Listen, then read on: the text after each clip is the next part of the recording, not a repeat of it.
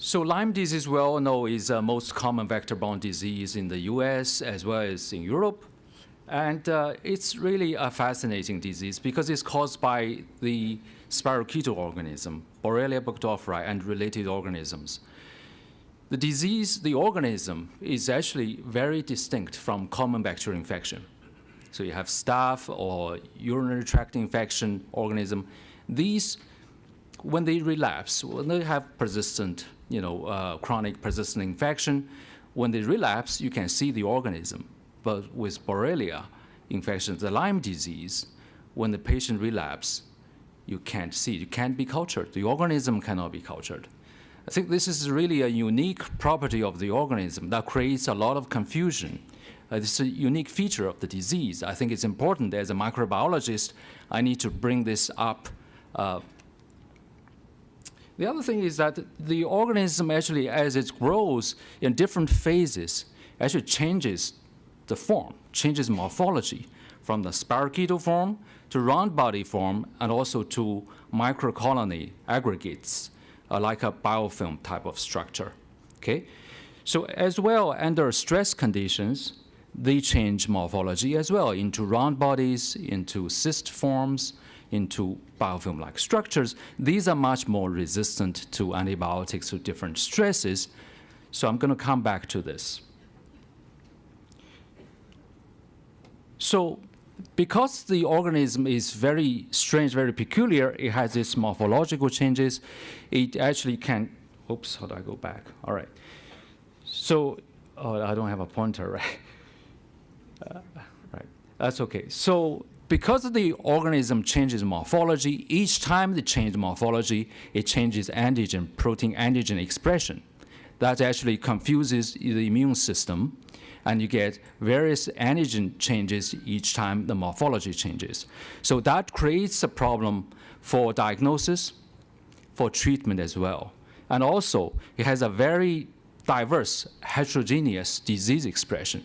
I think this is also related to the very unique feature of the organism, that is, it tends to change its shape, changes morphology. So at every stage and turn of the disease, if you look at them, it's never straightforward, okay? It always goes up and down, never linear, okay? So this is a very distinct organism in this sense. That is, we're really dealing with something very complex. We're not quite used to, not like a common bacteria, okay? So I think in this sense, it is important to remain open-minded, okay? There are still lots of things we don't know about this organism, okay? If you look at the Lyme disease, the disease has various stages. The early stage is a localized EM rash stage, then moving on to early disseminated form, as in the case of Bell's palsy or carditis, a late stage of the disease, arthritis, and the PTLDS. So it's a continuing spectrum. Okay, so at the early stage of the disease, it's relatively easy to cure.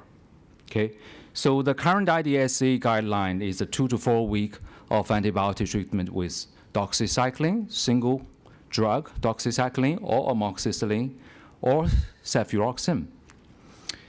So if it doesn't quite respond, then the late stage of the arthritis, sometimes people use IV ceftriaxone, okay, because it's a stronger antibiotic. But then when it's reached the stage of PTLDS stage, the current treatment doesn't work very well, okay? So I'll come back to that as to why. So I think most controversy surrounding Lyme disease is because of this disease condition, PTLDS, okay? So it's defined, I think it's alluded to by previous speakers, that it is actually a disease condition. Despite standard antibiotic treatment of Lyme disease, these patients continue to have symptoms 6 months after the treatment. And Brian Fallon actually mentioned some of these clinical studies of these clinical trials, treatment trials of these. So I'm not going to go to specifics, except to say that some studies demonstrate activity of the antibiotics, whereas others did not. So, but it's really quite interesting. if it's, so this actually suggests something that has to do with persistent infection, because otherwise, how come antibiotic would have any effect, right? If it does, if the organism is not there or it's not a persistent infection, antibiotic would have no effect.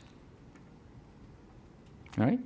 Well, they have placebo control there, but it also says, especially the Dutch study, the Dutch police study, is actually says only two things. One is that the current antibiotic does not work very well.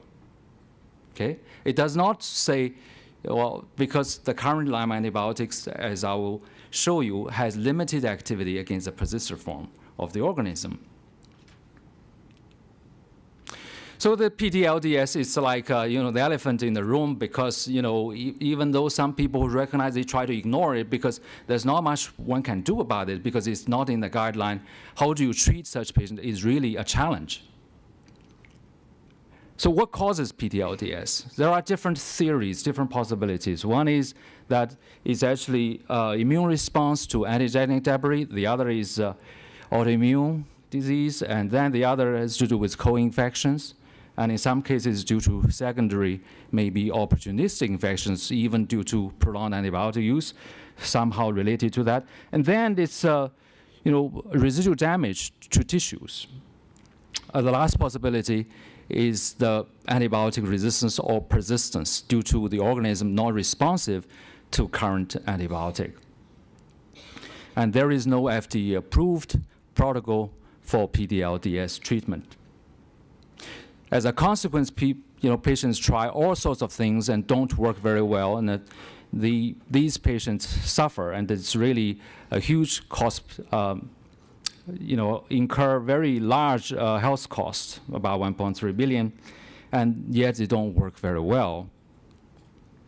Here I'm going to share with you some evidence for persistent infection, okay, where, that's being demonstrated in different animal models, in mice, in dogs, and in monkeys, where after standard treatment with Lyme antibiotic, you have these persisting organisms. In the sense of a molecular test by DNA test, but not culturable. The organism can not be cultured. This has been a very unique feature of the disease. That's why I think some more conservative physicians would not really recognize this. So they would say, show me where the organism is, right? As I said, it's a different organism.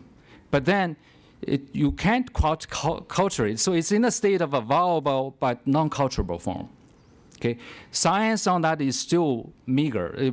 We don't quite know very well. What is the molecular basis for viable but non-culturable dormant form of the bacteria in any organism? In fact, it's a type of persistent bacteria. Okay? So there's been recent interest from US CDC as well on the persistence issue, as they increasingly recognize this as a problem, and as well as human studies at NIH by Adriana Marquez has showed that xenodiagnosis, which is based on the tick bite of the patient after antibiotic treatment, can pick up Borrelia DNA, but again, is not culturable. But the DNA, you might say, well, DNA is not the organism, it's not viable, right? But if you put dead DNA from dead organism into the tissue, they degrade it very quickly, within a week. But these persist months and months after antibiotic treatment, in the case of animal models. So really suggesting it's something, it's actually there, the DNA is there, persisting. It's very likely a sign of persisting infection, but you can't culture it.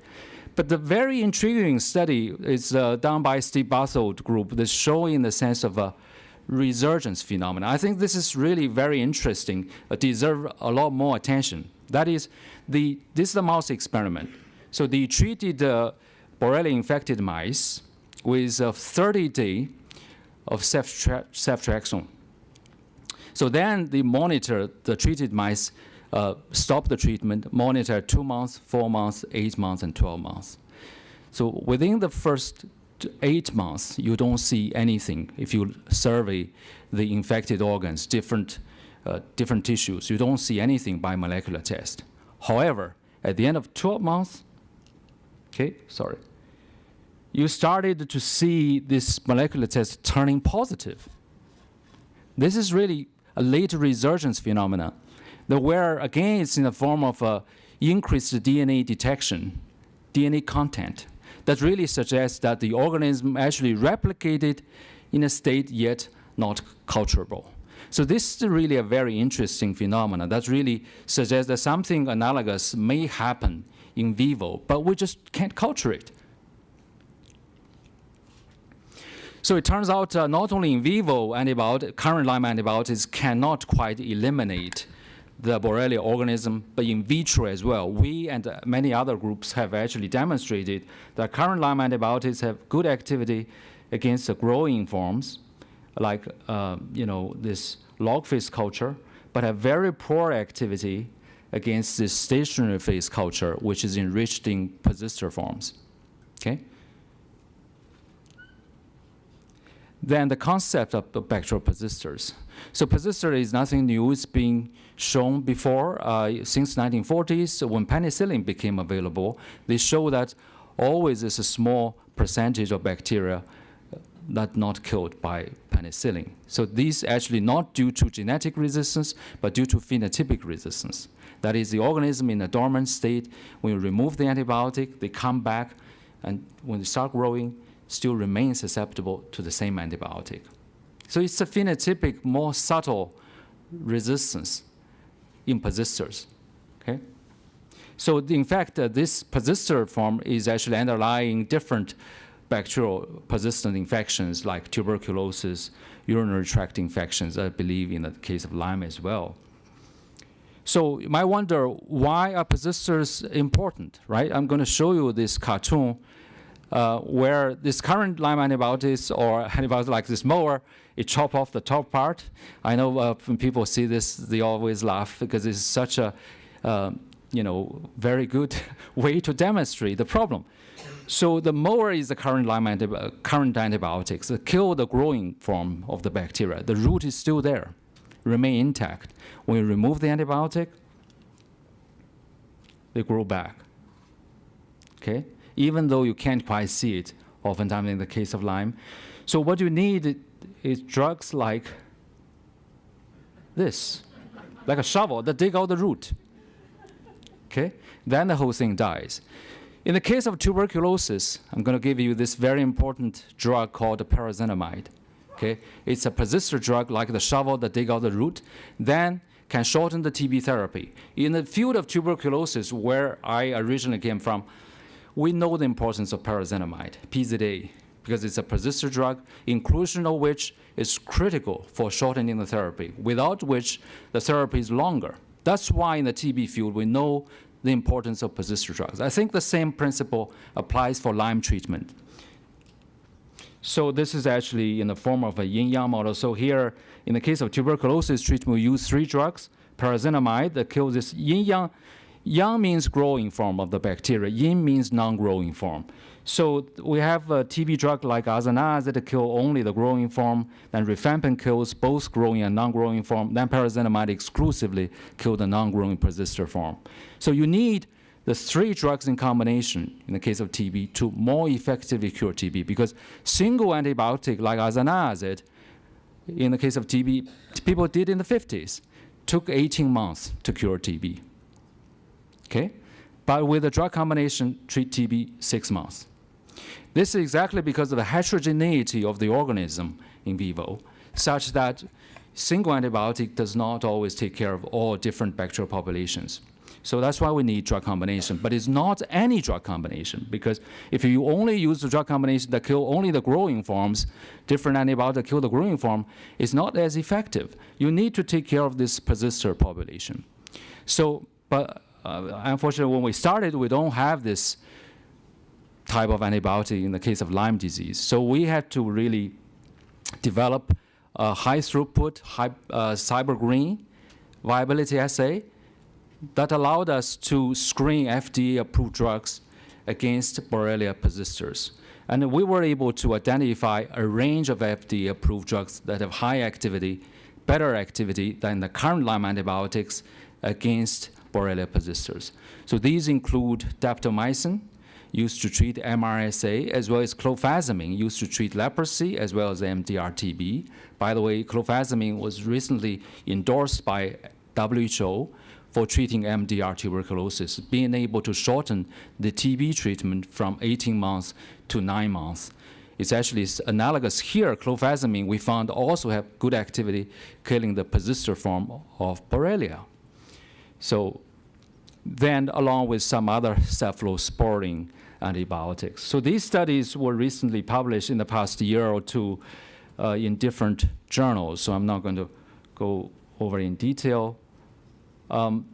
So while we evaluate these drug candidates, we found, in fact, among the current Lyme antibiotics, the most effective one that actually can be assessed by our cybergreen PI viability assay are the cephalosporin antibiotics, like ceftriaxone, which is very interesting, correlate very well. That actually turned out to have the best activity against Borrelia persisters. In addition, close to that is cefuroxime, which is the third Lyme antibiotic, which is not very commonly used, very peculiar. But these really turn out to have very good activity against Borrelia persisters. It may be interesting to evaluate the third antibiotic, cefuroxime, also called Ceftin, in clinical setting, because it shows pretty good activity against persisters. With this assay, so we were able to rank the relative activity of the current Lyme antibiotics, as well as the new drug candidates we identified. But of course, the new drug candidates we identified are much more active than the current Lyme antibiotics. So even that, we found that there is a hierarchy of Borrelia persisters, starting from the spirochetal form, which is actually more easily killed in spirochetal form, even though it's a persister non-growing form, is more easily killed by the drug candidates we identified, then followed by round bodies. The most resistant form is an aggregated microcolony or biofilm-like structures, which a single persister drug like daptomycin, clofazimine are not able to kill entirely. So you would need drug combination. Okay, in order, a similar sort of story as I alluded to earlier, you need drug combination to take care of all three different bacterial populations in order to achieve this more eradicative cure. Well, this is all done in vitro, of course. So as you can see here, yeah, unfortunately don't have a pointer. But anyway, so as you can see here in the middle panel, this aggregated structure in green means live cells. So this is stained by under microscopy by a cybergreen PI assay. The cybergreen stained the live cells green, dead cells red. So the red is stained by PI, propylium iodide. So with this very visual assay, we're able to quickly determine the relative activity of antibiotic against the persistent form. You can see the current drug like doxycycline hardly had any activity against the aggregated form. It's still green, that means still viable after treatment, whereas daptomycin, the very right-hand corner one, is actually a lot of cell turn red, but still some green cells. Okay, that means on its own had limited activity. So when these daptomycin used in combination with second drug is actually better. You can see more red cells, but to achieve complete eradication, you need three drug combinations. So doxycycline, cefoperazone, as well as daptomycin. The three drug in combination is able to completely eradicate so that we don't get any regrowth during the subculture studies. So this is a subculture study shown by actually the very, very bottom right-hand one is the one that's the best drug combination, where in subculture study, nothing grew back, no spirochetes. Okay? Whereas any other single drug or two drug combination, they all have spirochetes growing back. So that means they're not as good. So more recently, we did all this, evaluated the different persister drugs, including daptomycin, mitomycin C, as well as donomycin, anthracycline antibiotic. It's actually quite interesting because in another study, some study claimed mitomycin C had better activity than daptomycin, but it turned out not to be true because when you use a younger culture, then you can see mitomycin C more active than daptomycin. But for older cultures, primarily consisting of persisters, in fact, it's the other way around. Daptomycin more active than mitomycin. So we show that in drug combination as well as in subculture studies, these are able to completely eradicate these triple drug. Again, it's a triple drug combination being important. Okay, 2 drug combinations, not good. So I'll have things grow back.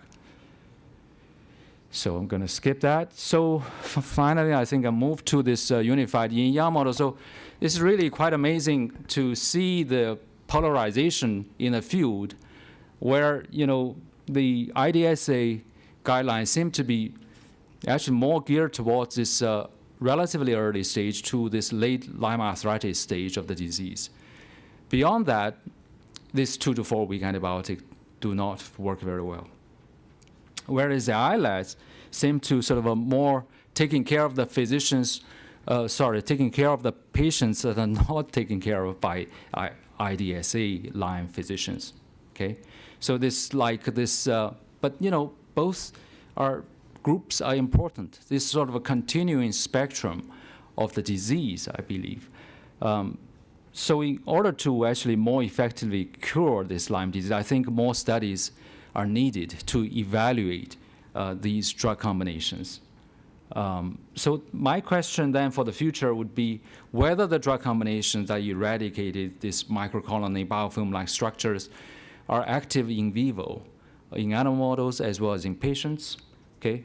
And what are the causes for PTLDS, okay? When the role of this persistent infection, I think that now it's possible to address that. And also, when we address that, it's important to recognize the heterogeneity of the patient group, PTLDS. So that actually they may have more than one condition. They are not mutually exclusive, may have more than one conditions in that particular case. So then, what would be the biomarkers that predict treatment response as well as cure? And also, what is really the basis for this viable but non-culturable form of Borrelia persistens, and whether we'll be able to design drugs that are better kill such forms, see whether they can improve clinical treatment of the persistent form of the disease. Yeah. So I think finally I'm going to end this 2 quotes. One is from William Osler.